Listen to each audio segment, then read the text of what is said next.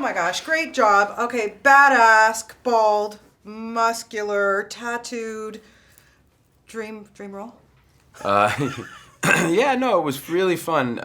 It was something that I hadn't done before, and really, you know, it is. Anytime you can work with a director like this, it is kind of a dream come true. You know, I'd do anything with this guy, with Neill Blomkamp. He's just phenomenal and so original, and his take on things is just so interesting, and you know, he's just making the best sci-fi around out there. Absolutely. I mean, yeah, District 9 was like outstanding. Yeah. Where does this guy come up with these concepts? I mean, well, you must have been completely blown away when he first either told you about it or showed you, you know, his concepts for this. He had a book. We were sitting at a diner in New York, and we were talking about the movie, and he pulled out of his backpack this graphic novel that he'd made on his computer. It was a homemade thing.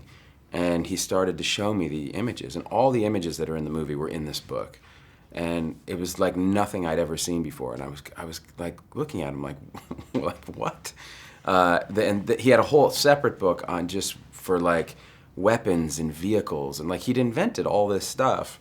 You know, every single detail he'd kind of, you know, he'd kind of thought through, and it reminded me of talking to James Cameron when I talked to him about Avatar before he went to make that movie. He'd invented a world inside his head, and it was real. Right. You know, Yeah. he hadn't manifested it yet, but it was real. It's there. Yeah. And that's what it was like talking to Neill. Yeah, so your look at home, did that go over well? And obviously you saved on hair products too. That has to Saved be a lot good. on shampoo. Yeah. My wife, you know, she'll take me, you know, in any shape or size, like, which is great. Excellent. I think she just likes variety. Yeah, variety's You good. know? The kids must have had fun. Like, Dad, I don't feel any hair there. They were definitely into it. At the time, my youngest was less than a year old, and she used to just drum on my head. She thought it was, you know, and you know, with a kid that age, you'll do anything for their attention. So Of course, entertainment. I was Free constantly entertainment. putting my head in her lap. So. That's awesome. Coming up next, we're going to see you back with George Clooney. And I understand the monuments, which I'm really excited to see. But I understand, of course, George has to pull some pranks. And he was making you feel not so good about your weight because he was taking in your wardrobe? Oh, I don't know if he was doing that. I suspected that he was doing that. And then he made me feel even worse when he said that he wasn't doing that, that it was actually, I was putting on the weight.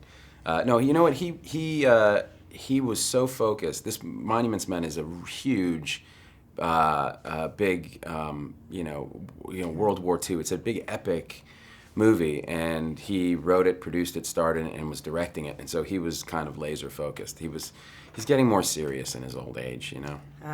No, I don't think so. I don't think so. Well, congratulations to you on this. Is so good. And that suit, that exoskeleton school like suit, was that tough to wear? In this one? I thought it would be when I saw the renderings of it. I thought it would be, but they really did a great job. The Weta Workshop did it down in New Zealand, and those guys are they're the best. Yeah, so you took it home and now you wear it all the time. My You wife just loves it. Drill it in. Yeah. Yeah, it's great. Yeah. Congratulations to you. Best of luck on your Emmy nomination. Oh, and thanks. fingers crossed for you. You did a great job on that too. Thank you. Appreciate it. Good to talk to you. All right, Thanks. you too.